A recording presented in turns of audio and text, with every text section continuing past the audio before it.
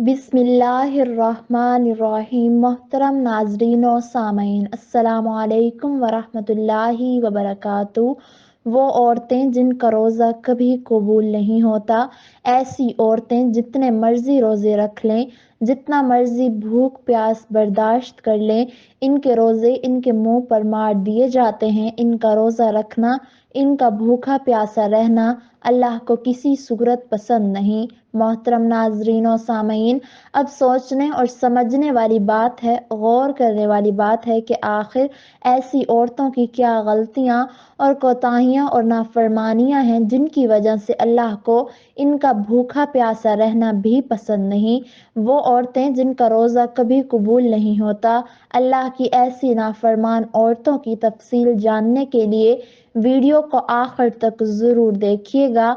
हज़रत अलकमा रहमतुल्लाह अलैह फरमाते हैं, अगर तुम मुझसे औरतों के औसाफ व खसाइल के बारे में पूछ लो तो सुन लो कि मैं ना सिर्फ औरतों की बीमारियों के बारे में बसीरत रखता हूँ बल्कि इनका इलाज भी जानता हूँ। अगर आदमी का सर सफ़ेद हो जाए या इसका माल कम हो जाए तो इसके लिए इनकी मोहब्बत का कोई हिस्सा नहीं रहता। वो माल की फरावानी चाहती हैं, चाहे कहीं से भी मिल जाए, लेकिन पांचों उंगलियां बराबर भी नहीं हैं। बहुत सारी खवातीन सलीमुल फितरत भी होती हैं, अल्लाह से डरने वाली। ऐसी खवातीन शौहर से हलाल लुक्मे का ही हमेशा तकाजा करती हैं। मोहतरम नाजरीन और सामईन, ऐसी औरत का कोई रोज़ा कबूल नहीं होता जो अपने शौहर के साथ ये 10 काम करती है। नबी करीम सल्लल्लाहु अलैहि वसल्लम ने ये बात भी बयान की थी, जो औरत जवान हो जाए जब तक सर पर दुपट्टा नहीं है इसकी नमाज नहीं होती। और आपने ये भी फरमाया, जो अपने बालों को नहीं ढांपती इसका रोज़ा कबूल नहीं होता।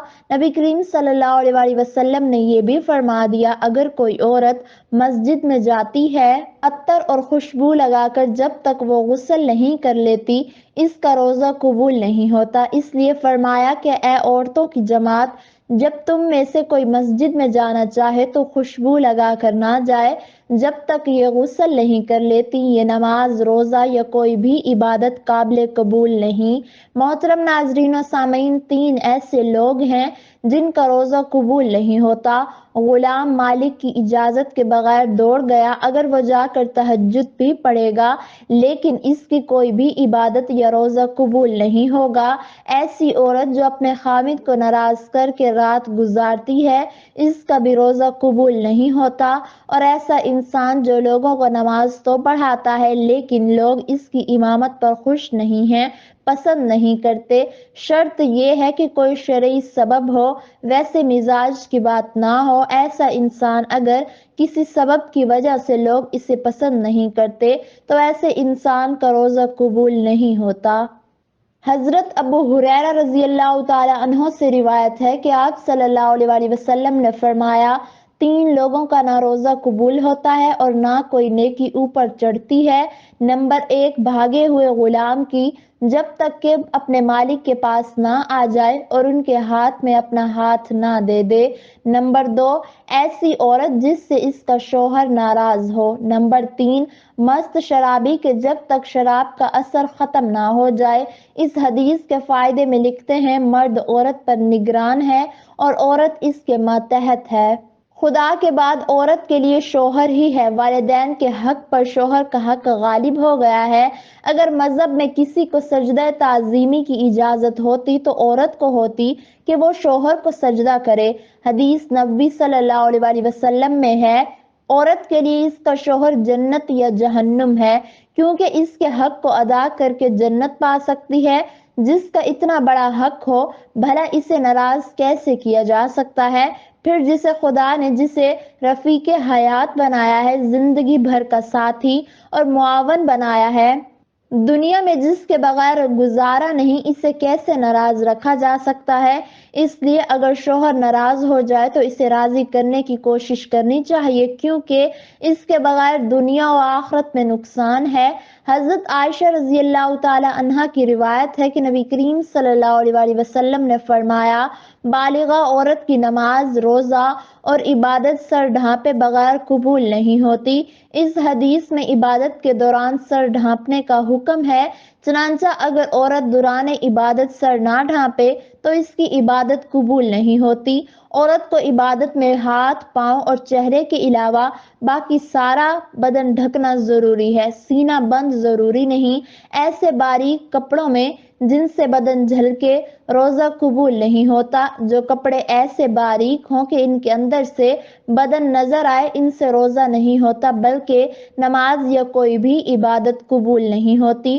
ہر عبادت کے لیے دوپٹہ موٹا استعمال کرنا چاہیے اور اسے اچھی طرح لپیٹنا چاہیے کہ ایک بال بھی نظر نہ آئے۔ چہرہ، دونوں ہاتھ گھٹنوں تک اور دونوں پاؤں ٹخنوں تک، ان تین اعضاء کے علاوہ پورا بدن ڈھکنا عورت کے لیے ضروری ہے اور یہ روزے کے قبول ہونے کی شرط ہے۔ اس کے بغیر روزہ قبول نہیں ہوگا۔ خواتین کا یہ کہنا ہے کہ جب بندوں سے پردہ نہیں تو خدا سے کیا پردہ، بالکل غلط منطق ہے۔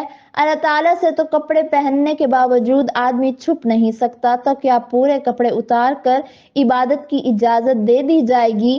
پھر بندوں سے پردہ نہ کرنا ایک مستقل گناہ ہے۔ جو عورت اس گناہ میں مبتلا ہو، اس کے لیے یہ کیسے جائز ہو گیا کہ وہ عبادت میں بھی ستر نہ ڈھانکے؟ الغرض عورتوں کی یہ باتیں شیطان نے ان کی نمازیں اور عبادت غارت کرنے کے لیے ایجاد کی ہیں۔ نماز کے دوران سر کھل جائے اور 3 بار سبحان اللہ کہنے کی مقدار تک کھلا رہے تو نماز ٹوٹ جائے گی، اور اگر سر کھلتے ہی فوراً ڈھک لیا تو نماز ہو گئی۔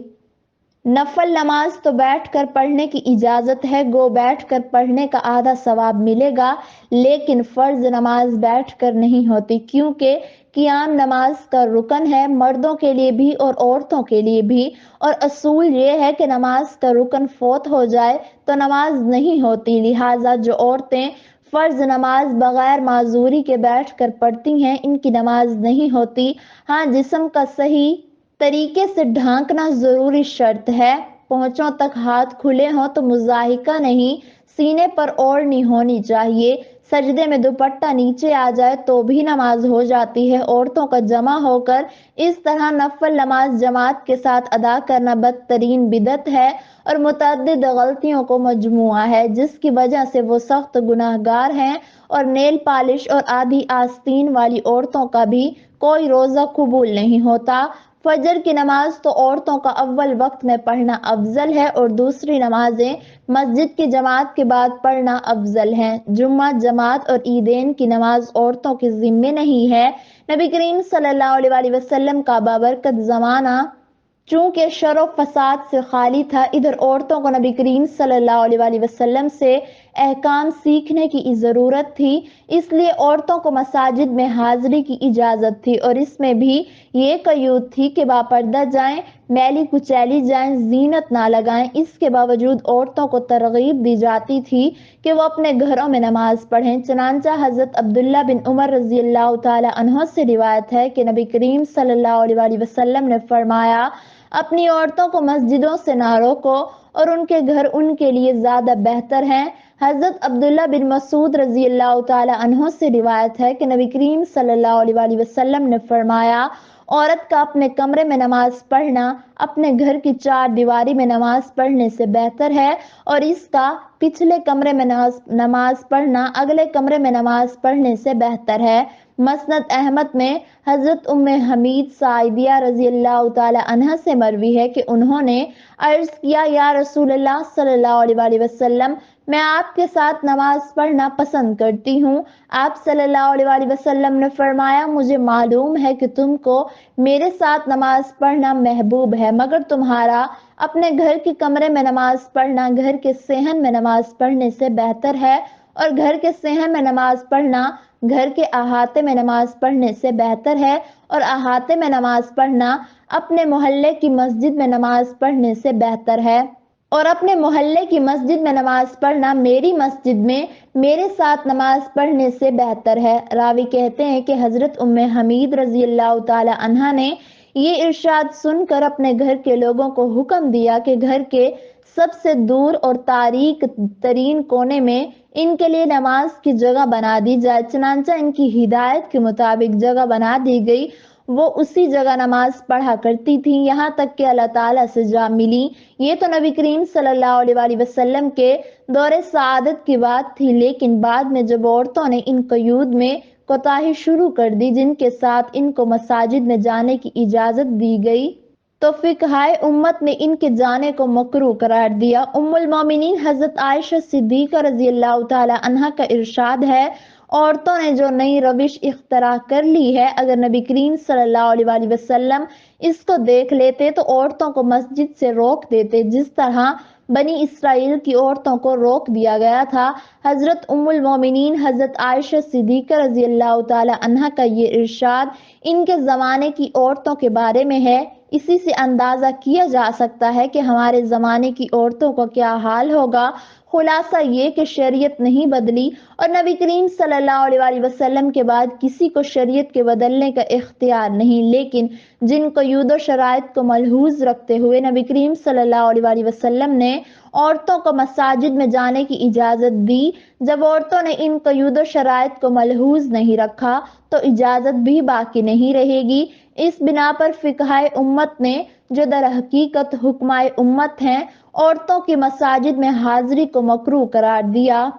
گو یہ چیز اپنی اصل کے اعتبار سے جائز ہے مگر کسی عارضے کی وجہ سے ممنوع ہو گئی ہے، اور اس کی مثال ایسی ہے کہ وبا کے زمانے میں کوئی طبیب امرود کھانے سے منع کر دے، اب اس کے یہ معنی نہیں کہ اس نے شریعت کے حلال و حرام کو تبدیل کر دیا، بلکہ یہ مطلب ہے کہ ایک چیز جو جائز و حلال ہے وہ ایک خاص موسم اور ماحول کے لحاظ سے مضر صحت ہے، اسی لیے اس سے منع کیا جاتا ہے۔ اللہ تعالیٰ نے رمضان شریف میں روزانہ افطار کے وقت ایسے 10 لاکھ آدمیوں کو جہنم سے خلاصی مرحمت فرماتے ہیں جو جہنم کے مستحق ہو چکے ہوتے ہیں، اور جب رمضان کا آخری دن ہوتا ہے تو یکم رمضان سے آخری رمضان تک جس قدر لوگ جہنم سے آزاد کیے گئے ہوتے ہیں، ان کے برابر اس ایک دن میں آزاد فرماتے ہیں۔ اللہ پاک سے دعا ہے کہ ہم سب عورتوں کو بشمول مردوں کو اللہ کے احکام کے مطابق زندگی گزارنے کی توفیق عطا فرمائے، آمین ثم آمین۔